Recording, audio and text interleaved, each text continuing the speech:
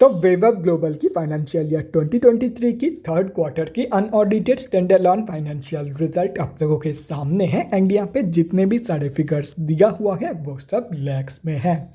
तो गाइस सबसे पहले हम लोग इस कंपनी की इनकम चेक करते हैं।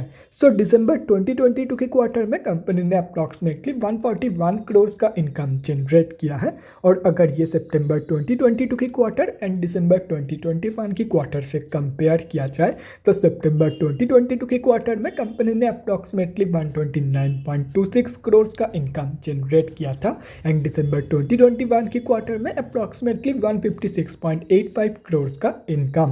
तो दिसंबर 2022 की क्वार्टर में वैभव ग्लोबल ने क्वार्टर ऑन क्वार्टर बेसिस पे तो एक बहुत ही ज़बरदस्त पॉजिटिव इनकम ग्रोथ दिखाई है, लेकिन unfortunately year on year basis की जो इनकम ग्रोथ है वो नेगेटिव में निकल के आ रही है। तो अभी अगर इस कंपनी की एक्सपेंसेस के बारे में डिस्कस करें तो दिसंबर 2022 की क्वार्टर में कंपनी ने अप्रॉक्सीमेटली 116.88 करोड़ का खर्चा किया है। सितंबर 2022 की क्वार्टर में कंपनी ने अप्रॉक्सीमेटली 91.54 करोड़ का खर्चा किया था एंड दिसंबर 2021 की क्वार्टर में अप्रॉक्सीमेटली 128.4 करोड़ का खर्चा इस कंपनी ने किया था। तो अभी अगर यहाँ से इन तीनों क्वार्टर्स की प्रॉफिट मार्जिन कैलकुलेट किया जाए तो दिसंबर 2022 की प्रॉफिट मार्जिन निकल के आ रही है अप्रॉक्सीमेटली 17.1%।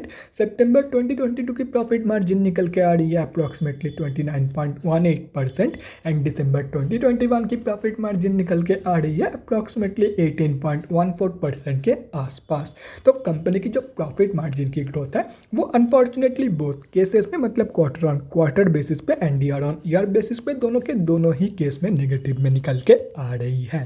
तो अभी अगर इस कंपनी की नेट प्रॉफिट मतलब प्रॉफिट आफ्टर टैक्स के बारे में बात करें तो दिसंबर 2022 के क्वार्टर में कंपनी ने अप्रॉक्सीमेटली 24.68 करोड़ का प्रॉफिट पोस्ट किया है।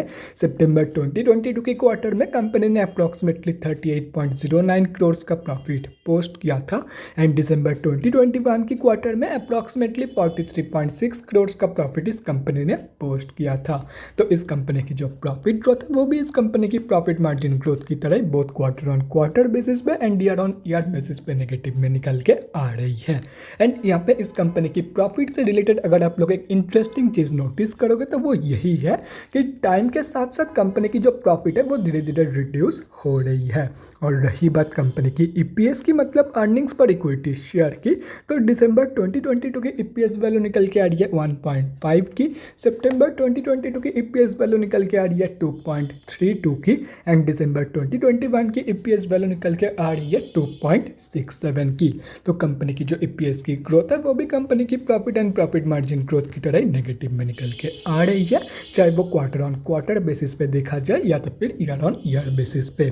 तो अभी अगर ओवरऑल देखा जाए तो दिसंबर 2022 की क्वार्टर में कंपनी ने सिर्फ और सिर्फ एक ही जगह पे पॉजिटिव ग्रोथ दिखाई है एंड वो है क्वार्टर ऑन क्वार्टर बेसिस की इनकम।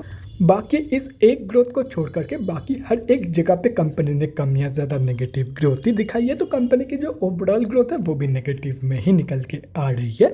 तो ओवरऑल जो रिजल्ट है वैभव ग्लोबल की वो बहुत ही वीक निकल के आ रही है। वैभव ग्लोबल ने दिसंबर 2022 के क्वार्टर में बहुत ही वीक परफॉर्म की है। तो guys that's it for this video. अगले वीडियो में मिलते हैं guys. Thanks for watching and stay safe.